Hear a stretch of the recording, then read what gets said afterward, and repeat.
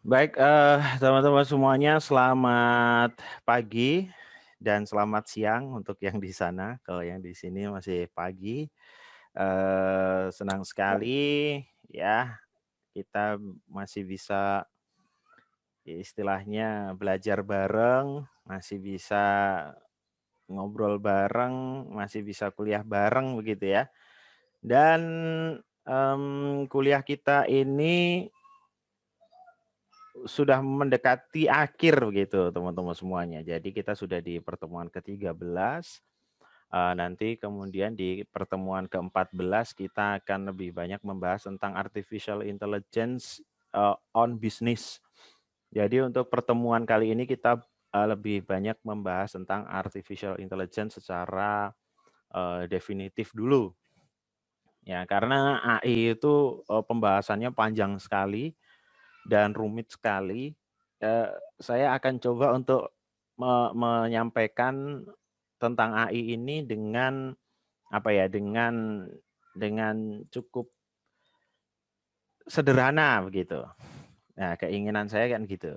Jadi nanti semoga apa yang saya sampaikan tentang AI ini, minimal bisa ya setidaknya memberikan gambaran untuk teman-teman semuanya seperti apa AI, dan kemudian di pertemuan selanjutnya besok kita akan, membahas, kita akan wrap seluruh pertemuan dari pertemuan pertama sampai terakhir.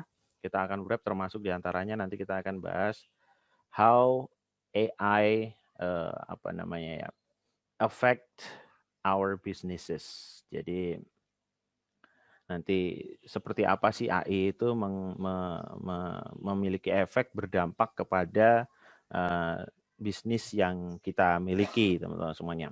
Kalau kemarin kita sudah bahas tentang big data, kita sudah bahas tentang cloud, kita bahas tentang additive manufacturing, kita juga bahas tentang IoT, maka artificial intelligence ini adalah wrap-nya sih sebenarnya. Jadi intinya inti. Jadi big data, kemudian IoT, kemudian, cloud dan lain sebagainya, itu semua teknologi itu semua nantinya akan dipakai oleh artificial intelligence. Atau sebaliknya, seluruh teknologi yang sudah kita sampaikan di depan itu juga termasuk di dalamnya artificial intelligence gitu ya. Jadi memang semua yang saya sampaikan setelah UTS itu saling berkaitan satu sama lain. So, kalau nanti teman-teman punya sebuah perusahaan atau bekerja di satu perusahaan tertentu, silahkan bisa teman-teman pilih salah satu teknologi yang saya sampaikan, entah itu big data as a service, ya kan, cloud as a service atau big data as analytical, data science nanti, ya kan. Atau juga nanti pakai artificial intelligence kalian. Jadi teman-teman udah nggak butuh data science, nanti butuhnya programmer.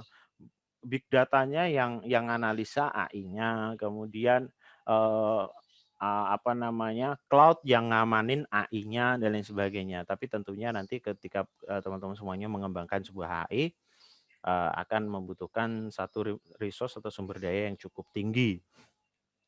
Tapi AI adalah salah satu yang saat ini lagi ngetren dan booming dan lagi mantep banget ya. So, memang agak, kalau AI itu kalau dipelajari kan kita harus mempelajari fuzzy, kita harus mempelajari, randomize numbers gitu ya. Itu kadang-kadang, "Iki opo sih?" gitu ya, "Apa sih?" ya kan, kalau kita mempelajari AI nanti ketika, ketika teknisnya. Nanti insya Allah sih teman-teman di perkuliahan, kalau sekarang masih semester 2 sih belum kuat kalau ikut dapat mata kuliah AI, mungkin nanti di semester 5, 6, atau 7. Mahasiswa saya di Jogja ini dia dapat semester 6 ya. Kalau mau mendalami lagi semester 7 sembari skripsi, mereka juga masih bisa untuk, ngambil AI, machine learning.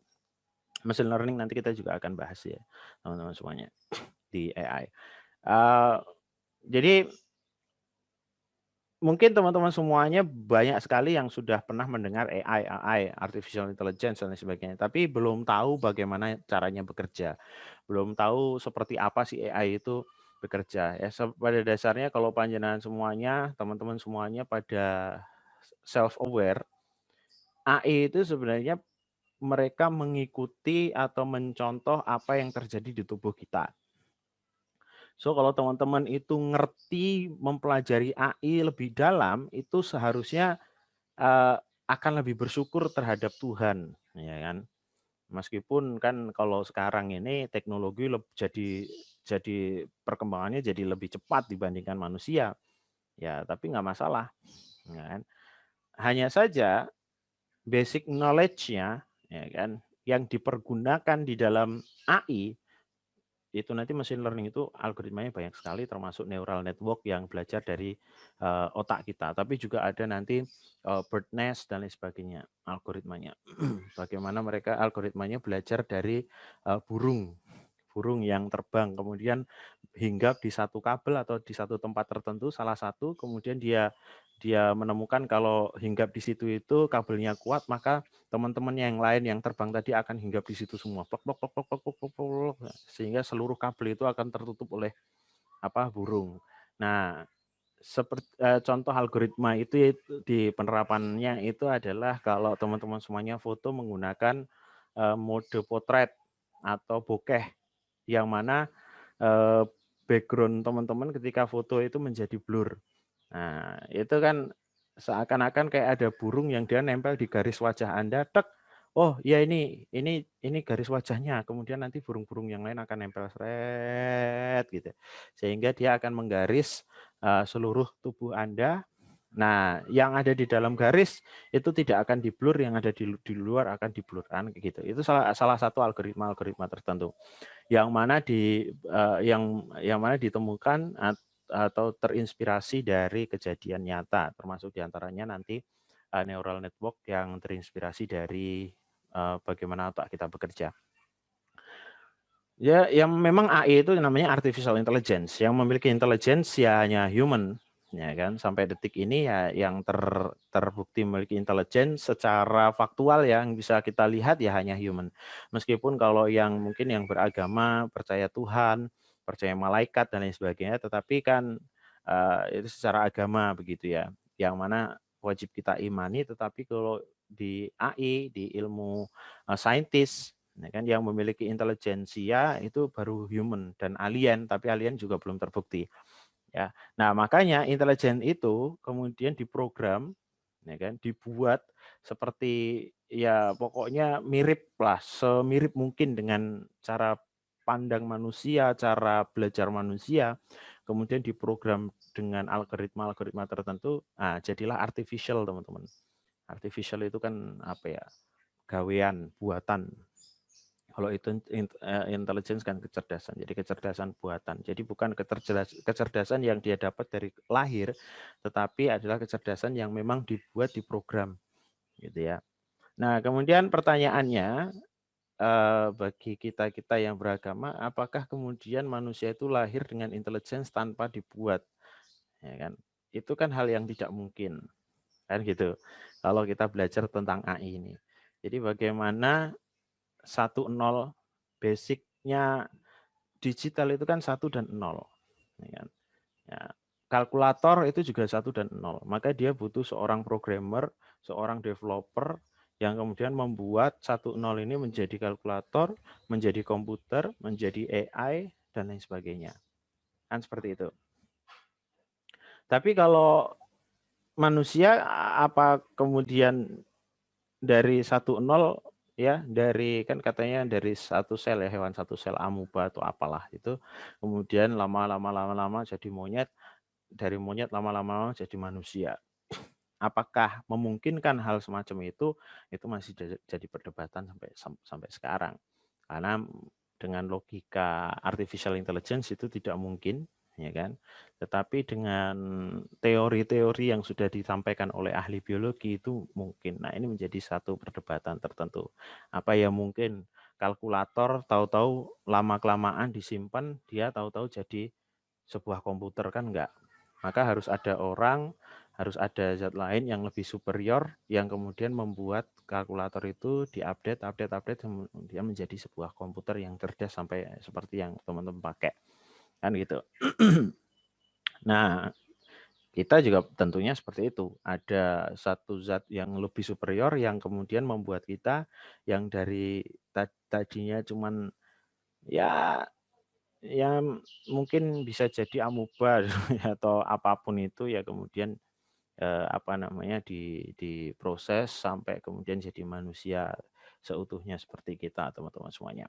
Nah, untuk belajar tentang artificial intelligence itu paling pas, paling cocok memang supaya kita lebih visual, kita pakai film sih sebenarnya. Ya, karena sampai sekarang belum ada artificial intelligence yang sifatnya general. Maksudnya adalah bentuknya robot dan di situ memiliki kemampuan seperti manusia. Ya, yang memiliki consciousness. Jadi perbedaan AI yang ada sekarang dengan kita itu adalah consciousness. Consciousness itu adalah kesadaran. Yang mana kesadaran itu belum bisa dikoding teman-teman semuanya. Kalau logika sudah bisa dikoding, bisa diprogram. Ya kan? Kemudian pengenalan mata, hidung dan lain sebagainya semua sudah bisa diprogram. Bahkan penciuman itu juga sudah bisa diprogram sekarang. Tapi consciousness, kesadaran itu tidak bisa diprogram karena di dalam kesadaran itu ada kebijaksanaan yang mana robot nggak punya kebijaksanaan. Kalau satu ya satu, dua ya dua. Ya, ini yang membedakan manusia dengan robot. Tetapi nanti ke depannya, nah ini baru di riset dan lain sebagainya. But sebelumnya kita coba untuk putarkan sebuah apa ya, sebuah video tentang film artificial intelligence yang keren banget ya. Sebentar. Judulnya adalah Chappie. Sorry. New share. Kemudian ini. Oke. The deployment of the planet's first robotic police units became the focus of the world in 2016. Drop your weapons. You're under arrest.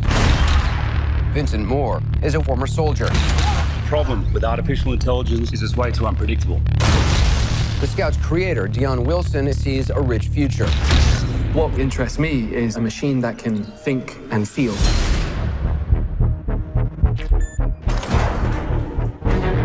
Have a robot that is operated by a thinking human being.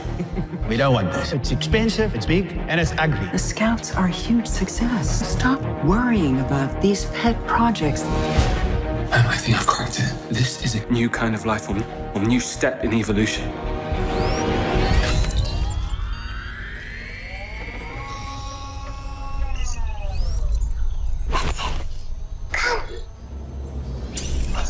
You are Chappie. Chappie. It's like a child. It has to learn. What's that? Chappie's book? Yeah, it's yours. Chappie's got stories? Chappie's got a book? Anything you want to do in your life, you can do. Write poetry, have original ideas. Chappie wants to paint? Wow. What in the name of the Lord? Even a robot's a big problem for me.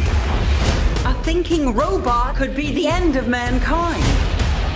Destroy that robot. Burn it to ash. There's something of great danger headed our way now.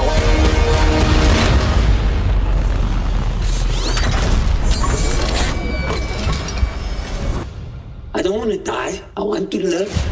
If you want to survive, Chappie, you must fight.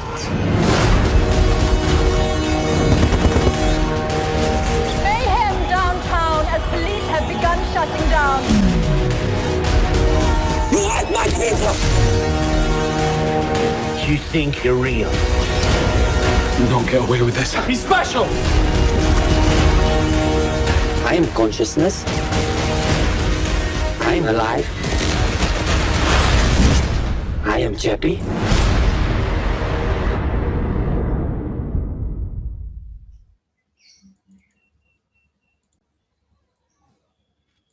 Nah, itu tadi adalah sebuah film yang membahas tentang artificial intelligence tetapi lebih ke yang general gitu ya. Jadi benar-benar bentuknya robot memiliki consciousness. Maka dia bilang I am consciousness, I am I am alive and I am Chappie. Ya, dia punya nama.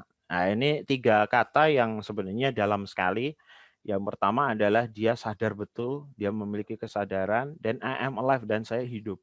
Kebanyakan AI yang ada sekarang itu mereka tidak sadar kalau mereka hidup. Jadi mereka semacam kayak dipekerjakan oleh manusia, tetapi dia tidak sadar. Jadi kita shutdown aja. Kita matikan, mati aja gitu kan. Nah, yang nanti ke depannya teman-teman semuanya, nanti ke depannya apa namanya, bakalan ada, tapi kita nggak tahu ya berapa tahun yang akan datang. Bakalan ada robot-robot semacam kayak Cepi. Ya, seperti dulu ketika simbah-simbah kita, kakek-kakek kita dulu nonton film itu tentang mobil yang bisa ya kecepatan tinggi dan lain sebagainya. Padahal saat itu belum ada, mungkin ya filmnya masih hitam putih dan masih erek-erek, jelek banget itu. Ya, menggunakan pita dan lain sebagainya, tapi ternyata sekarang mobil di mana-mana ada dan bahkan hampir semua orang bisa beli. Ya, motor juga seperti itu. Nah, mungkin untuk sekarang melihat Cepi tadi ya, apa nama robot tadi, kita masih kayak impian, masih kayak apa ya, masih semacam ngimpi, macam imajinasi. Tetapi nanti 10-20 tahun lagi, who knows ya. Nah, kemudian selanjutnya ada satu film lagi teman-teman semuanya yang bisa menjadi salah satu komparasi ketika kita membahas tentang artificial intelligence, yaitu sebuah film yang berjudul Queen's Gambit, teman-teman semuanya. Pernah nggak nonton Queen's Gambit?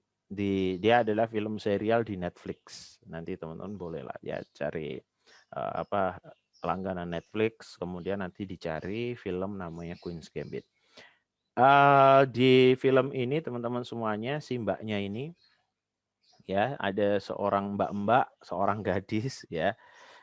Seorang gadis, dia memiliki anugerah ya kejeniusan yang luar biasa, meskipun secara kehidupan dia kurang begitu beruntung ya. Jadi dia dibuang ke sekolah yatim piatu ya, karena ya kejadian ya pokoknya broken home dan lain sebagainya begitu, sehingga kaburlah ibunya, tapi kemudian kecelakaan di jalan dan meninggal dunia, dan akhirnya dia hidupnya di tempat yatim piatu dan lain sebagainya.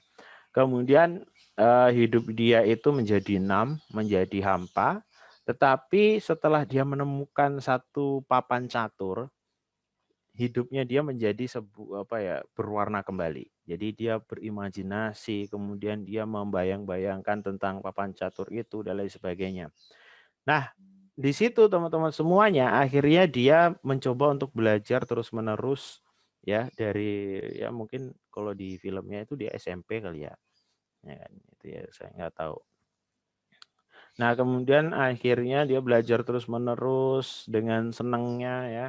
Karena dia jenius, akhirnya dia coba untuk ikut lomba ya, lokal, kemudian nasional ya, dan di nasional sendiri si gadis ini dia bisa ngalahin beberapa master catur ya, padahal di situ kan jadi catur itu kalau yang udah level master itu pasti orang jenius itu. Kalau untuk main doang teman-teman semuanya itu saya juga bisa ya, tapi ya main biasa ya kan, ya hafal gitu doang, hafal-hafalan gitu doang. Nah, tapi kalau untuk bermain catur dengan segala macam teknik dan strateginya kan, buku caturnya itu tebel banget itu. Nah, itu hanya orang-orang yang levelnya udah pinter sekali gitu ya. Kemudian akhirnya dalam beberapa tahun sampai dia remaja, dia akhirnya menjadi seorang grandmaster dan mengalahkan grandmaster paling ahli di dunia dari Soviet kalau nggak salah. Hanya dalam beberapa tahun teman-teman semuanya ya, dari semenjak dia masih sekolah hingga dia remaja itu dia menjadi seorang grandmaster catur ya. Nah, sekarang kita bandingkan dengan algoritma dengan sebuah komputer yang khusus dibuat menggunakan artificial intelligence pada tahun 96. Pertama kali sebuah artificial intelligence yang dibuat untuk main catur, namanya adalah Deep Blue. Deep Blue itu diciptakan oleh IBM, teman-teman semuanya. Ya, IBM itu dulu yang jualan hardware, tetapi kemudian sekarang akhirnya dia bekerja di bidang artificial intelligence. Nah, di tahun tersebut, di tahun 96, tepatnya sih 10 Februari ya, 10 Februari 1996, karena beda 1 hari saja dari ulang tahun saya. Ya. Seorang Grandmaster yang saat ini legendaris, yang belum pernah ada manusia yang selevel dengan dia, namanya adalah Kasparov, teman-teman. Sampai detik ini dia adalah legenda catur, namanya Kasparov. Dia dari kecil aja udah jadi Grandmaster, udah bisa ngalahin Grandmaster catur seluruh dunia, Kasparov ini. Nah, kemudian di 1996 ya, bukan 2006, 96 Kasparov ini ditantang oleh IBM untuk melawan Deep Blue. Bisa teman-teman bayangkan 96 itu komputer itu kayak mana sih? Ya. Itu kan masih cupu banget ya komputer itu ya, 96 itu kan berarti berapa tahun dari sekarang kan? Masih cupu banget itu ya, masih lemot banget itu, paling Pentium 1 kali ya.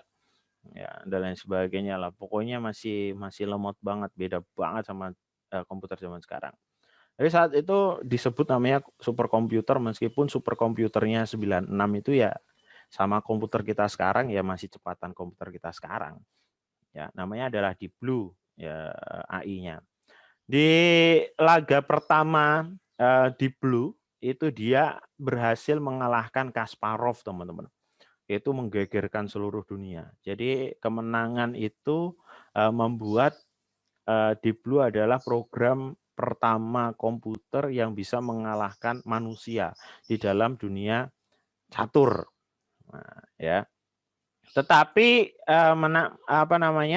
tetapi menangnya itu hanya 1 kali, yang kemudian hanya 2 kali, sorry, yang hanya 2 kali, padahal laganya ada 6 ya. Jadi kan Kasparov itu menang 4 kali, kemudian Deep Blue menang 2 kali.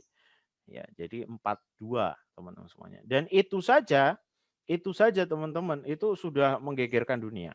Karena ada program komputer yang komputer saat itu lemot sekali ya, dibandingkan sekarang ya. Ada sebuah program komputer bisa mengalahkan seorang legenda main catur. Dan setelah publikasi teman-teman semuanya, Deep Blue ini bisa mengkalkulasi 200 juta langkah opsi setiap detiknya. Gila nggak lo?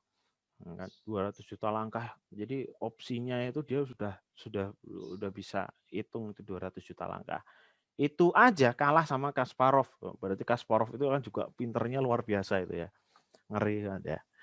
Ya, yang kemudian kemenang tersebut akhirnya bisa membuat Kasparov membawa pulang 400.000 US dollar. Dan itu saat itu luar biasa 96.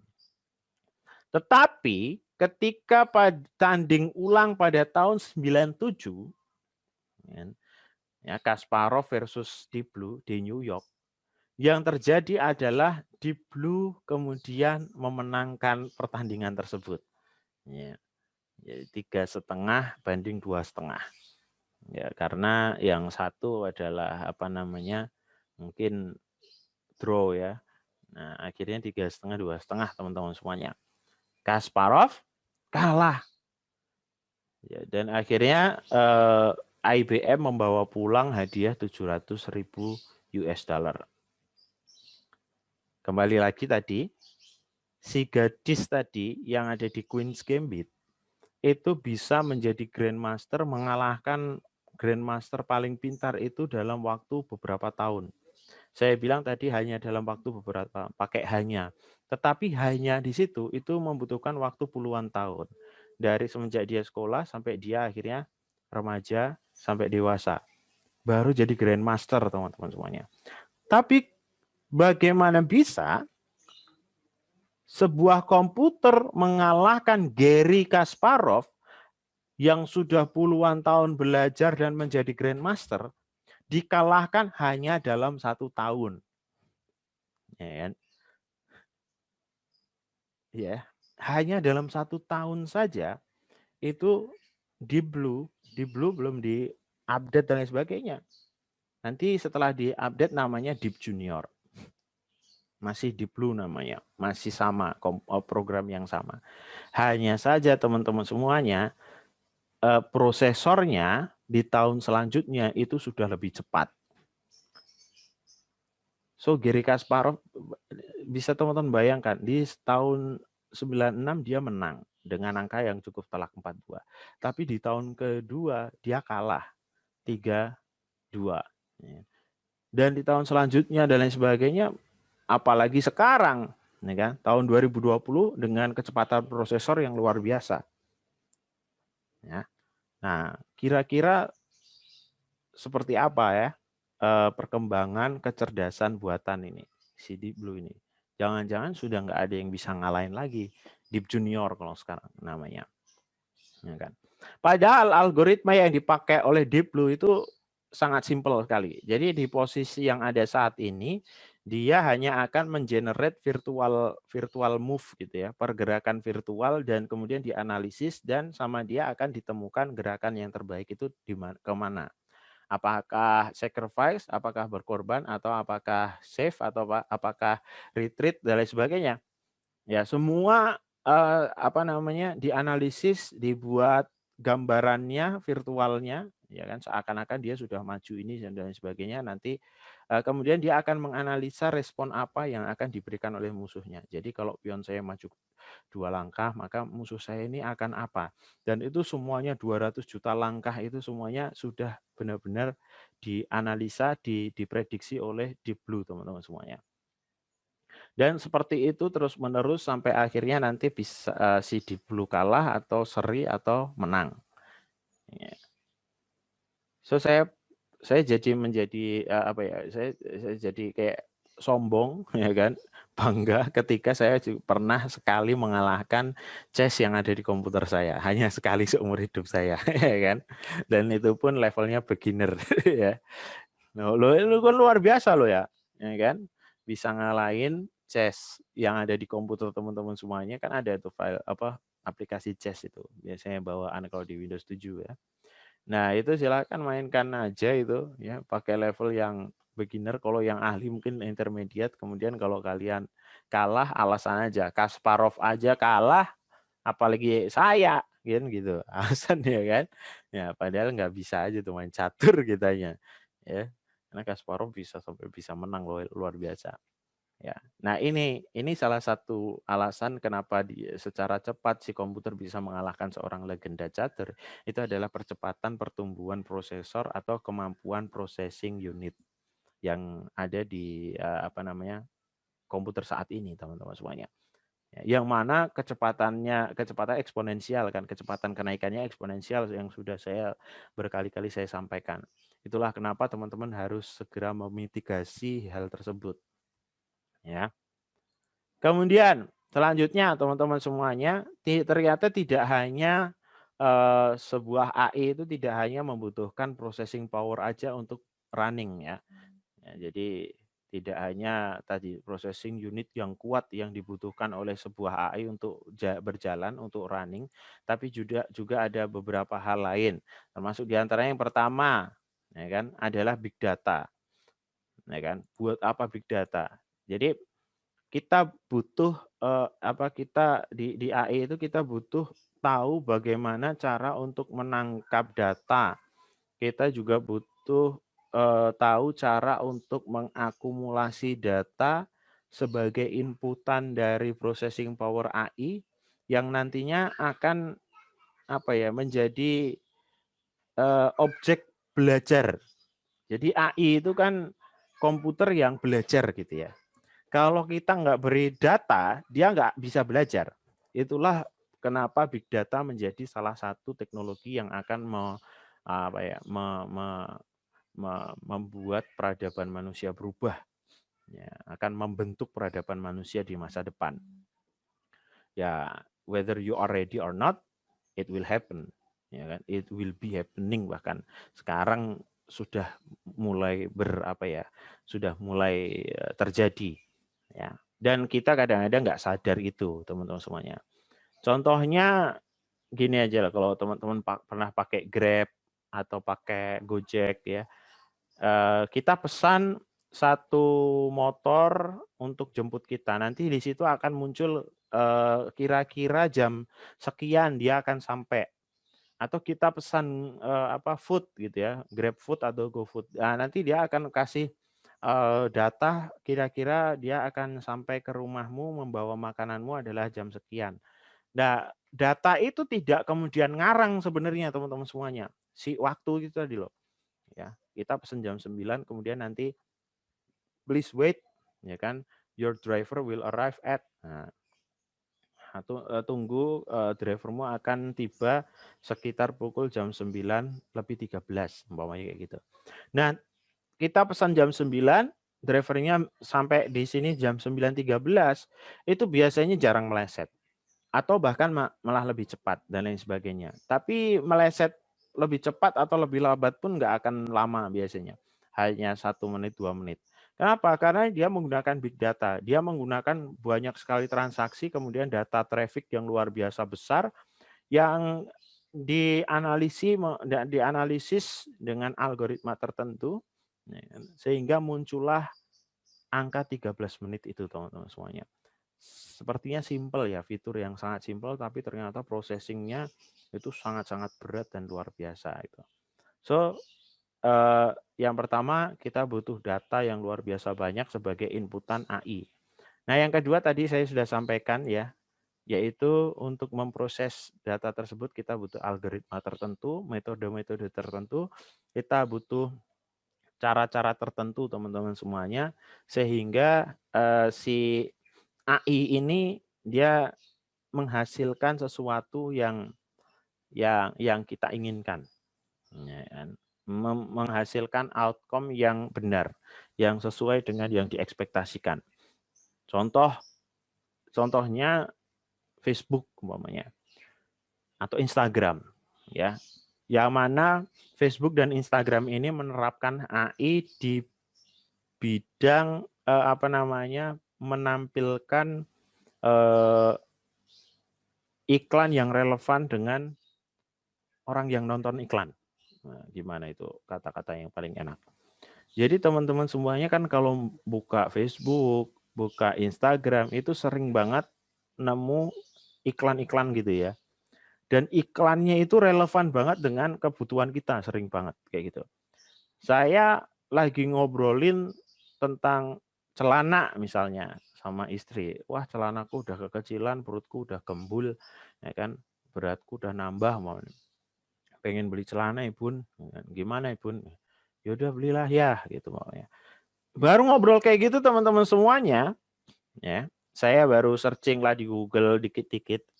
Tahu-tahu nanti di Instagram itu akan muncul iklan-iklan yang keywordnya itu adalah celana panjang bawahnya. Atau mungkin teman-teman semuanya suka dengan salah satu klub bola, Barcelona misalnya, atau Persipura, ya, atau apalah di situ, ya kan. Nah, seringkali orang-orang yang jualan jersey itu muncul di beranda kita. Ya, jadi iklan lah, jadi recommended fanpage lah, dan lain sebagainya di Instagram. Nah, untuk menampilkan iklan yang relevan kepada para pengguna, para user ya, orang-orang yang melihat iklan itu gitu ya. Itu dia menggunakan AI, menggunakan artificial intelligence. Jadi nanti umur sekian sampai sekian, jenis kelaminnya apa, ya orang-orang yang suka buka Instagram jam berapa sampai jam berapa, dan lain sebagainya, itu semuanya dianalisis. Kemudian ini orang yang biasa buka Instagram jam 8 malam sampai jam 10 malam ini rata-rata orang-orang kaya misalnya. Nah, itu bisa kelihatan kalau di big data, ya kan? Nah, kemudian AI dia akan belajar, kalau orang kaya saya berikan ini gimana ya? Oh enggak beli. Kalau saya berikan iklan ini gimana ya? Oh enggak beli. Oh, kalau saya berikan ini, oh beli. Oh, berarti saya berikan iklan yang semacam ini terus. Nah, gitu ya. Jadi dia akan belajar berdasarkan data, gitu. Ini luar biasa nih, ya. AI ini. Kalau diterapin di wah luar biasa kalau diterapin di sekolah, diterapin di kampus, ya kan, yang mana e-learningnya berbasis AI, ya kan. So teman-teman semuanya nggak perlu KRS-an itu terpaksa. Ya. Ya, yang paling kasihan itu kan mahasiswa KRS tetapi terpaksa. Nah itu ya kasihan ya. Jadi kadang-kadang dia mau ngambil mata kuliah tersebut itu terpaksa karena wajib dan lain sebagainya, tapi tidak sesuai dengan passion. Nah, bisa jadi teman-teman semuanya menggunakan artificial intelligence itu dari awal kita daftar itu sama AI sudah diarahkan. Nanti kamu cocoknya kerja di air umpamanya gitu kan. Nah, nanti kalau kerja di air, mata kuliah yang cocok dengan kau, dengan profilmu dan lain sebagainya itu ini. Nah, wah ini kan jadi keren sekali, ya kan? Ketika kita menggunakan artificial intelligence di kehidupan nyata, salah satunya di pendidikan. Nah, cuman itu menjadi sebuah challenge atau tantangan untuk teman-teman semuanya yang memang kuliahnya di bidang IT, ya, yang semoga nanti ke depannya bisa ya setidaknya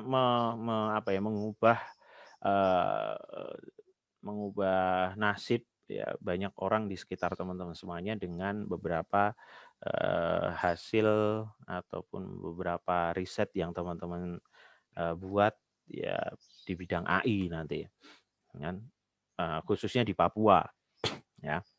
Nah kemudian dari tadi kita bahas tentang AI dan juga apa yang dibutuhkan di AI, bagaimana AI bekerja, ya, dan kita juga sudah nonton contoh dari artificial intelligence.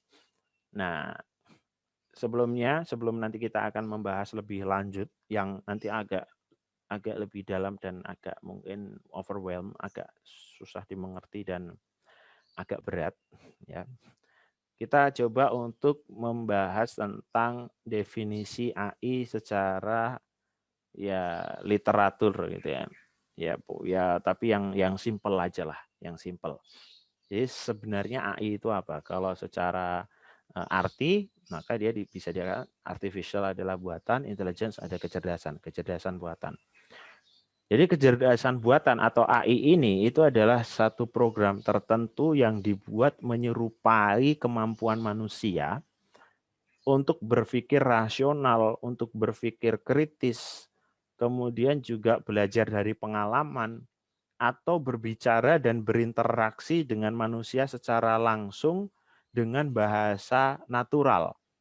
Ya, kalau orang Indonesia ya pakai bahasa Indonesia, orang Inggris pakai Inggris, dan sebagainya. Itu adalah AI. Nah, definisi secara sederhananya. Definisinya sih keren ya. Saya ulangi lagi. Jadi sebuah program yang dibuat untuk menyerupai kemampuan manusia, terutama di bidang pikiran rasional, berpikir kritis, ya. Kemudian bagaimana learning culture-nya manusia, yaitu belajar dari pengalaman. Juga bagaimana dia bisa berinteraksi dengan manusia menggunakan bahasa natural. Bahasa manusia bukan bahasa robot. Definisinya keren sih ya. Ya intuitif banget gitu ya. Tapi sebenarnya itu ambigu. AI itu ambigu sebenarnya. Kenapa? Karena dari kata-katanya saja teman-teman semuanya, kecerdasan itu kan relatif. Bahkan dia dinamis, ya kan? Berubah setiap waktunya. Saya mungkin bisa dikatakan, oh dulu pas Ferian ini masih SD, cerdas sekali, juara terus. Tapi ketika saya kuliah, wah ternyata saya ketemu sama orang-orang yang lebih pintar. So saya udah nggak cerdas lagi dong. Ngerti ya maksudnya ya. Jadi cerdas sendiri itu sudah apa ya? Iya tergantung gitu ya. Depend ya berubah setiap waktunya.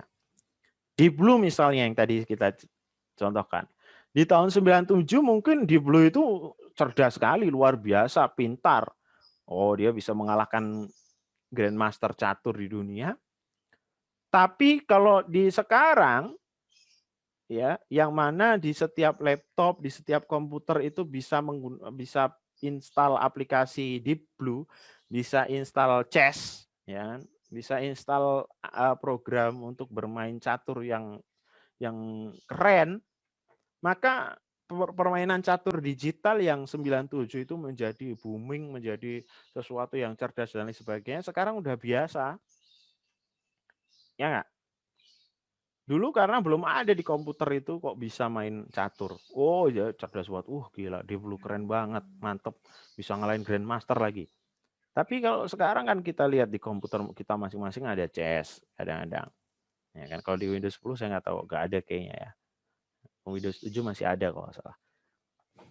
Ya, ada permainan catur digital atau teman-teman download lah. Ya kan gratis kok. Ya kan? Diinstal di komputer kalian masing-masing. Maka permainan komputer digital menjadi sesuatu yang sudah biasa banget, bukan yang cerdas banget. Kemudian bisa juga intelijen sekarang, kecerdasan sekarang dengan 20 tahun yang akan datang itu juga tentunya berbeda. Kalau bisa kita bandingkan teman-teman, AI yang ada di 20 tahun yang akan datang dengan AI yang ada sekarang itu semacam kayak teman-teman dulu ketika masih menggunakan Nokia 3310, 3315, ya kan? Kemudian sekarang sudah pakai iPhone XR, iPhone 10 umpamanya. iPhone 10 dibandingkan Nokia 3310, 3315 kan jauhnya luar biasa. 3310 aja kamera aja nggak punya, ya.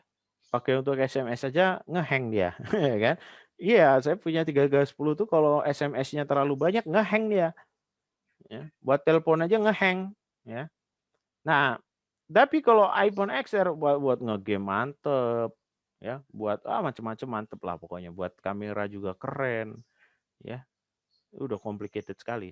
Nah, itu semacam kayak orang ahli HP saat itu yang dia mengembangkan Nokia 3310 itu udah luar biasa, udah wow keren dan mantep gitu ya, bisa SMS, bisa telepon, dah gitu doang, nah, kan? Itu aja udah keren banget tuh. Dibandingkan dengan para periset, ya, para penemu iPhone 10, nah, ya, atau Samsung yang terbaru saya nggak hafal iPhone saya hafal, kan iPhone 10 yang mana bisa kamera, bisa kalkulator dalamnya, bisa ngegame, bisa telepon juga, bisa SMS juga, bisa WhatsApp, bisa macam-macam, ya kan? Nah, sekali maka ya Nokia 3310 kita katakan udah jadi stupid phone gitu ya, dull phone. Nah, iPhone-nya kita katakan smartphone. Meskipun smartphone yang ada sekarang dibandingkan dengan smartphone yang akan ada nanti bisa jadi iPhone 10 menjadi stupid phone juga. Semacam kayak teman-teman ketika awal dulu Android keluar kan, teman-teman mungkin beli mereknya Nexian, mereknya apalah Hisense atau apalah di situ. Kemudian dibandingkan dengan sekarang ada Huawei, ada Xiaomi yang lebih keren lagi kan, Mi dan lain sebagainya, ada Samsung. Nah, ketika dibandingkan awal dulu kita punya handphone Android dengan handphone Android kita yang sekarang juga jauh berbeda, ya kan? Nah, yang dulu kita sebut stupid ya kan? Saya ada iPhone yang satu teman-teman semuanya iPhone-nya iPhone 4. Yang satu iPhone-nya 7 Plus. Maka saya sebut iPhone 4 itu udah lemot banget, udah stupid itu, udah nggak layak lagi dipakai. Padahal dulu dikatakan smartphone dan bahkan salah satu yang paling canggih harganya 6 juta kan. Sekarang udah stupid. Nah, maka artificial intelligence sendiri ini menjadi sesuatu yang ambiguous sih sebenarnya. Agar mudah menggambarkan tentang AI, ya kan, biar nggak ambigu-ambigu amat, kita akan coba untuk bagi AI menjadi dua, teman-teman semuanya. Yang pertama itu adalah general AI. Apa itu general AI, Pak? General AI itu seperti Cepi yang kita tonton tadi di awal. Ya, yang di film-film Hollywood. Yaitu robot yang sudah disuntik dengan program yang sangat lengkap, dengan sistem yang sangat lengkap. Dia punya tangan, dia punya wajah, dia punya kaki, memiliki kesadaran yang mirip dengan manusia, memiliki tujuan hidup, memiliki keinginan untuk terus hidup, ya, memiliki kemampuan untuk bertahan hidup dan bahkan memiliki emosi di kehidupannya. Itu general AI. Itu adalah tujuan kita. Ya. Tujuan kita di masa depan, yaitu membuat General AI, membuat sebuah robot dengan sistem yang sangat lengkap, gitu ya. Nah, tetapi ini masih jauh sekali, masih sangat lama sekali kita ke ke level General AI ini, ya. Jadi karena apa? Karena General AI ini kan sangat kompleks ya teman-teman semuanya. Untuk senyum saja kita itu membutuhkan koordinasi otot, koordinasi neural di otak kita dengan yang luar biasa banyak. Bahkan kita harus mengeluarkan hormon tertentu supaya senyumnya enak dipandang. Kalau senyum yang kecut, senyum yang yang terpaksa itu kan nggak enak dipandang. Kenapa? Karena hormon oksitosin bahagianya keluar sehingga nggak terpancar, ya kan? So untuk senyum, untuk marah itu saja membutuhkan koordinasi pemrograman yang sangat kompleks sekali. Nah, saat ini General AI masih belum mungkin, kan? Nah, susah ya, punya emosi ya. Bahkan komputer zaman sekarang sesuper-supernya dia masih belum memiliki kemampuan untuk survival atau bertahan hidup. Dia bisa melawan ketika di shutdown. Ya, dia kalau di shutdown, dimatiin listriknya, dia sudah buat satu sistem tertentu yang mempertahankan kehidupannya meskipun dia di shutdown oleh pemiliknya. Kan nggak ada, belum ada. Tapi nanti itu akan ada mungkin ya beberapa tahun ke depan. Dan saya yakin pasti ada insya Allah. Sebelum ya kecuali kita kiamat duluan kan, nggak tahu ya. Tapi nanti beberapa tahun ke depan itu General AI itu akan ada. Nah sekarang yang masih memungkinkan itu adalah namanya Nero AI, atau kalau bahasa Indonesianya AI yang sempit, AI yang spesifik, nah, gitu ya. Atau kecerdasan buatan yang spesifik. Kalau AI ini lebih sederhana, nggak seambisius General AI. Kalau General AI kan itu ambisius banget, membuat manusia bertubuh robot, kayak gitu. Tapi kalau Nero AI itu enggak. Dia adalah sebuah aplikasi atau program atau komputer tertentu yang memiliki kemampuan seperti manusia, tetapi pada bagian-bagian tertentu saja. Beda dengan General AI, dia yang satu integrated artificial intelligence untuk seluruh tubuh. Tetapi kalau Nero AI itu hanya beberapa bagian saja, enggak seluruhnya. Contohnya AlphaGo umpamanya. AlphaGo itu adalah sebuah, nanti teman-teman searching ya di Google ya. AlphaGo itu adalah sebuah program yang disematkan di dalamnya ada AI-nya yang memiliki kemampuan untuk bermain Go. Go itu kayak yang bulat-bulat itu ya, Chinese chess itu. Nah, catur Cina itu ya. Dia punya kemampuan untuk bermain Go, dan sampai detik ini dia adalah pemain terbaik dunia. Tidak ada juara dunia manusia satupun yang bisa mengalahkan AlphaGo.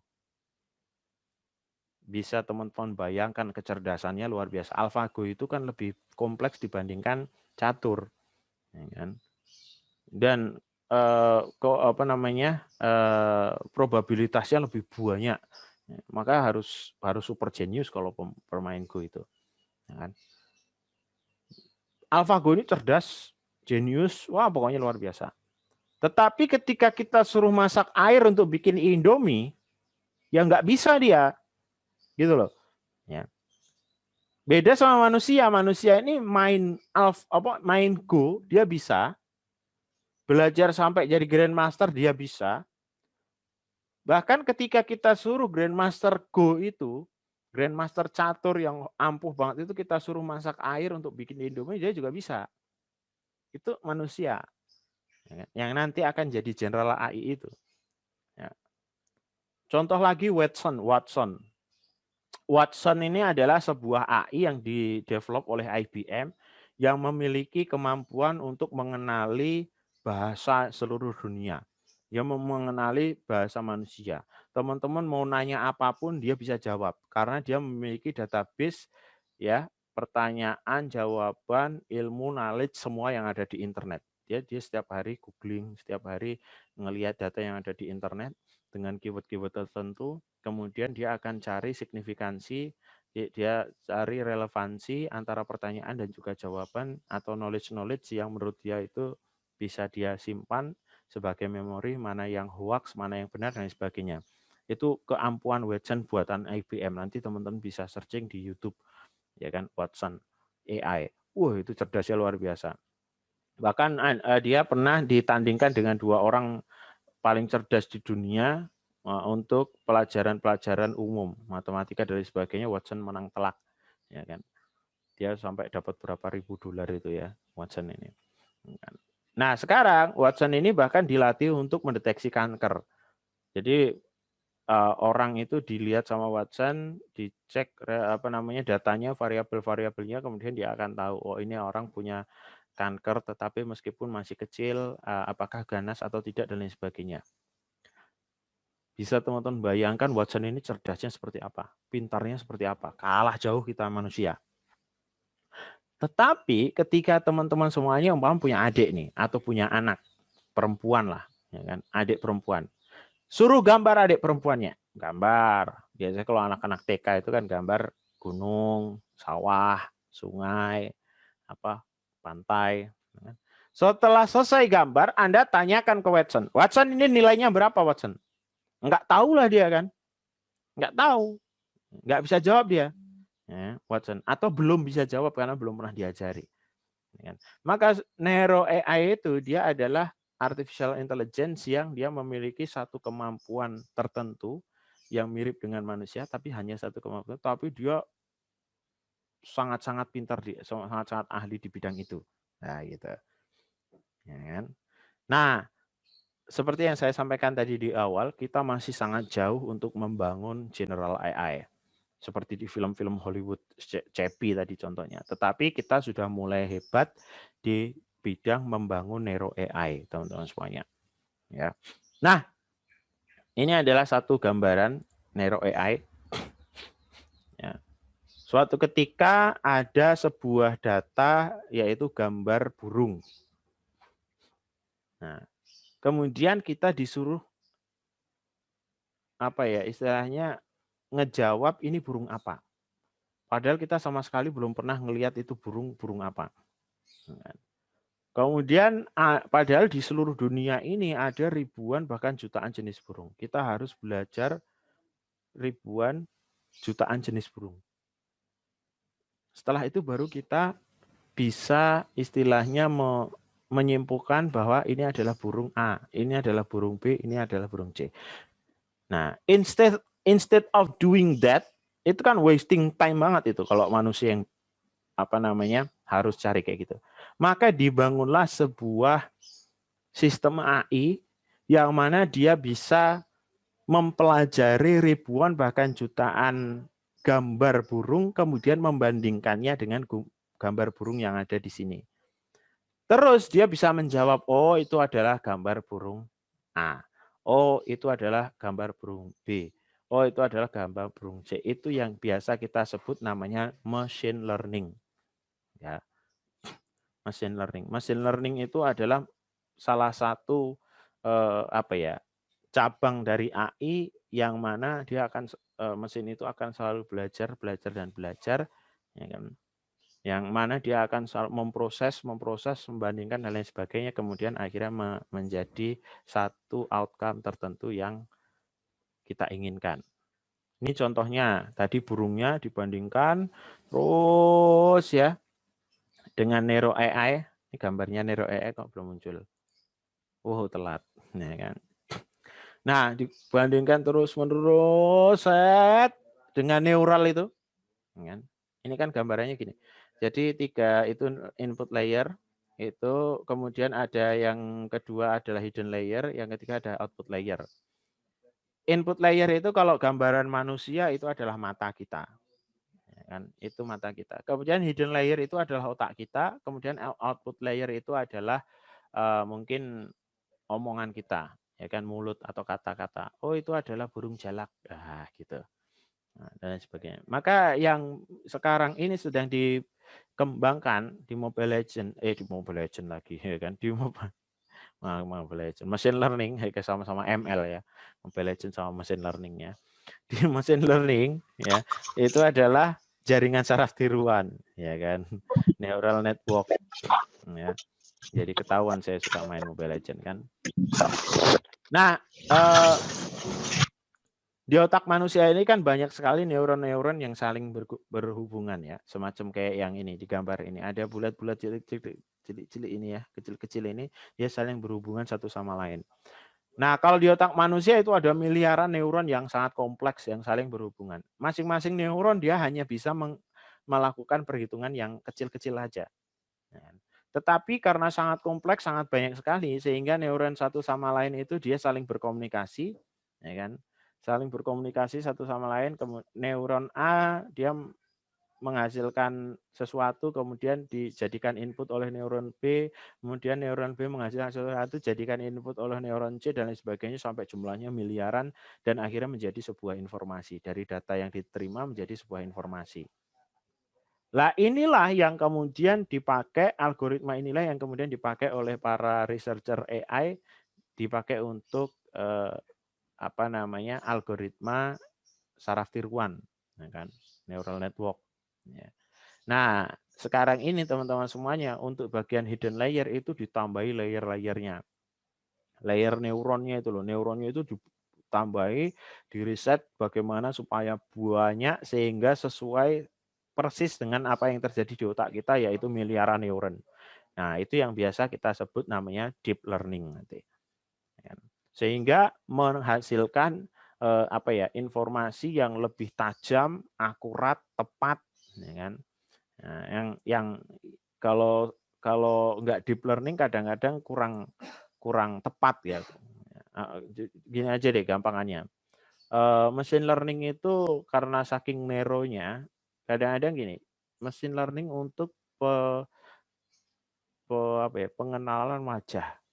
Ketika dibuat pengenalan wajah itu di Amerika, kemudian dibawa ke Indonesia, yang mana secara face aja udah beda, ya kan? Secara wajah, bentuk wajah, bentuk rambut, mata, hidung itu sudah jauh berbeda.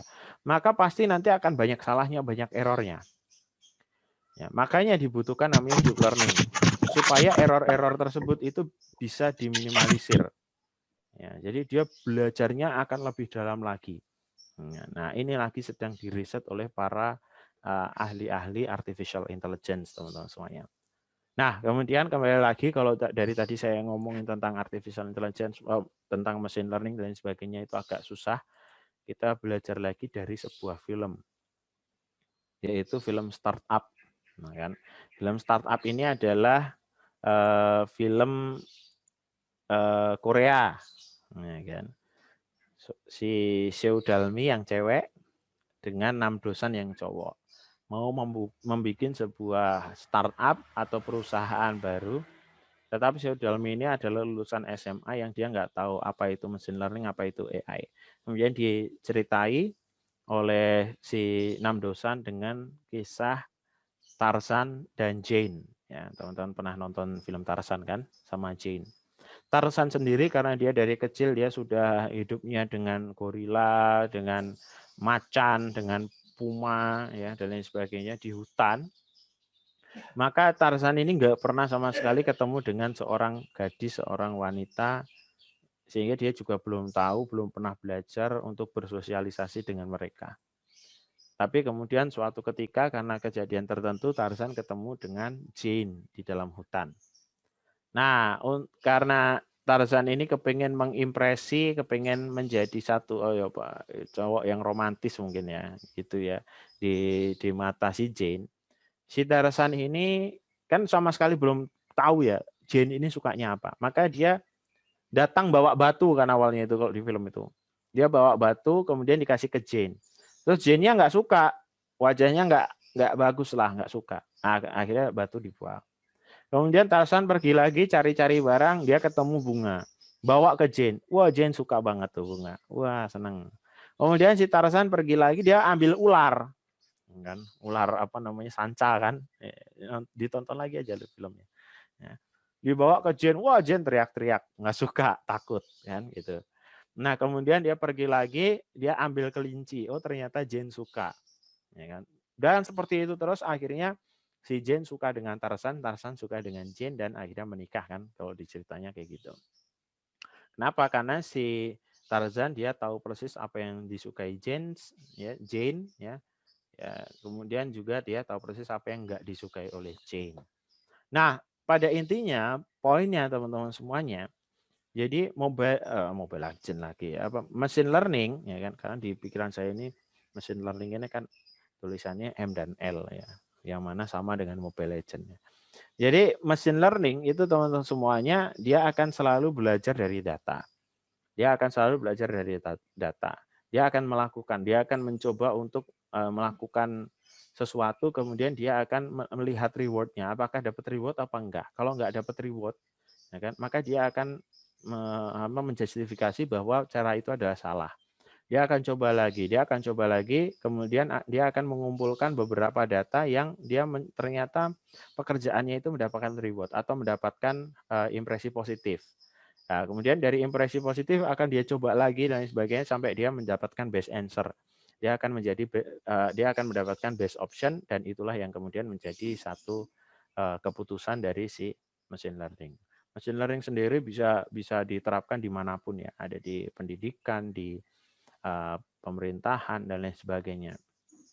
Ya kalau sekarang lebih banyak kita sih kalau di Indonesia dipakai di perbankan atau di pinjaman online. Ya, jadi di pinjaman online itu juga menggunakan machine learning. Ya apalagi yang pinjaman online yang dia kalau teman-teman pinjam kemudian hanya 1 menit 2 menit kemudian oh ya Anda berhak untuk mendapat pinjaman dan lain sebagainya, itu dia menggunakan machine learning.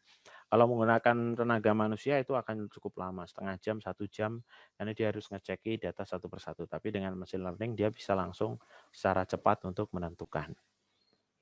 Oke teman-teman semuanya, sepertinya untuk perkuliahan kita tentang artificial intelligence, basic knowledge-nya kita cukupkan sekian. Nanti untuk artificial intelligence on business, kan impact on bisnisnya kita akan bahas di pertemuan selanjutnya. Sembari kita juga akan mereview ulang materi dari pertama sampai akhir. Ya kan, tapi secara wrap ya, secara summarize tidak terus kemudian kita akan bahas sampai mendetail. Karena kalau yang detail teman-teman masih bisa tonton semuanya ada di YouTube. Baik, seperti itu. Ada pertanyaan? Silakan. Tidak ada? Kalau tidak ada, saya cukupkan sekian untuk perkuliahan kita pada hari ini. Ya, terima kasih sudah. Sebentar saya stop share dulu. Terima kasih sudah mengikuti perkuliahan pada hari ini. Mohon maaf kalau kata-katanya agak susah dimengerti ya, dan lain sebagainya, karena memang untuk artificial intelligence ini memang agak a bit tricky, agak susah juga ya, berat. Saya dulu juga pertama kali belajar tentang artificial intelligence ya pusing ya, tapi saya yakin teman-teman nanti bisa dan bahkan mungkin menjadi salah satu ahli artificial intelligence periset dari Papua yang kemudian bisa membawa dampak yang cukup baik buat masyarakat sekitar. Itu teman-teman semuanya, saya cukupkan sekian. Terima kasih banyak dan selamat siang.